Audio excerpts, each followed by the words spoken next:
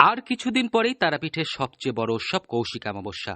দেশের বিভিন্ন প্রান্তের পর্যটক, ভক্ত, সাধক মিলিয়ে লক্ষ লক্ষ মানুষের সমাগম ঘটে এই তিথিতে। কয়েক বছর ধরে এই তিথিতে হাওড়া থেকে রামপুরহাট পর্যন্ত স্পেশাল ট্রেন চালায় পূর্ব রেল।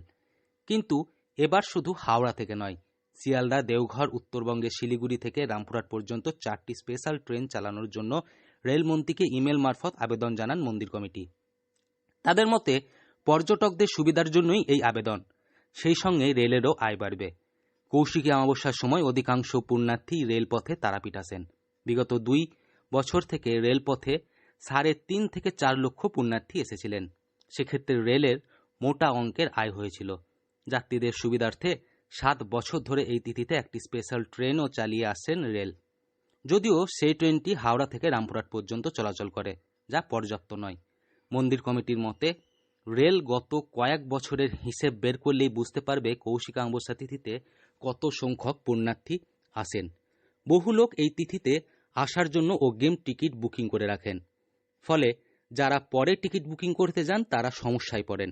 তারাপীঠে আসার ক্ষেত্রে হয়রানির মুখে পড়তে হবে বহু পর্যটকদের। তাই এবার ট্রেনের সংখ্যা বাড়ানোর দাবি জানালেন তারা। মন্দির কমিটির সভাপতি তারাময় মুখোপাধ্যায় বলেন, কৌশিক অমাবস্যায় 7 থেকে 8 লক্ষ পর্যটক আসেন, যাদের অধিকাংশই ট্রেনে আসেন। হাওড়া থেকে একটি মাত্র স্পেশাল ট্রেন যথেষ্ট নয়। 40% পর্যটক আসেন ঝাড়খণ্ড ও বিহার থেকে। তীর্থভূমিতে আসা যাওয়ার ক্ষেত্রে ব্যাপক সমস্যায় পড়তে হয় তাদের। আবার অসম, উত্তরবঙ্গের বিভিন্ন জেলা থেকে 20% পর্যটক কৌশিক অমাবস্যা তিথিতে আসেন। দূরত্ব বেশি হওয়ায় রেল ছাড়া উপায় নেই। অন্যদিকে কলকাতা সহ বেশ কয়েকটি জেলার মানুষের শিয়ালদা থেকে যাতায়াতের সুবিধা। তাই কৌশিক অমাবস্যা তিথিতে উত্তরবঙ্গের শিলিগুড়ি, ঝাড়খণ্ডের দেওঘর, শিয়ালদা থেকে একটি করে স্পেশাল ট্রেন চালানোর জন্য রেলমন্ত্রীকে ইমেল মারফত আবেদন জানানো হলো। তারাপীঠের অনেকেই বলেন, গত বছর নানা কারণে ভক্ত সমাগম কিছুটা কম হয়েছিল। প্রশাসনের পক্ষ থেকে এবার আগে থেকেই ঘোষণা করা হয়েছে, কৌশিকী অমাবস্যায় হোটেলগুলি 3 দিনের প্যাকেজ রুম ভাড়া নিতে বাধ্য করতে পারবে না।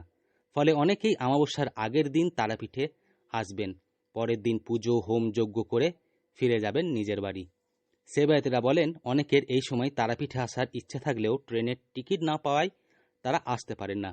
বিভিন্ন দিক থেকে স্পেশাল ট্রেন চললে দেবীর কাছে পুজো দিতে আসার জন্য আগ্রহ বাড়বে। এক হোটেল মালিক বলেন, কৌশিক অমাবস্যা তিথিতে আসার জন্য হোটেল বুকিং শুরু হয়ে গিয়েছে। তাতেই মনে হচ্ছে এবার যাত্রী সমাগম অন্যান্য বছরের তুলনায় কিছুটা হলেও বাড়বে।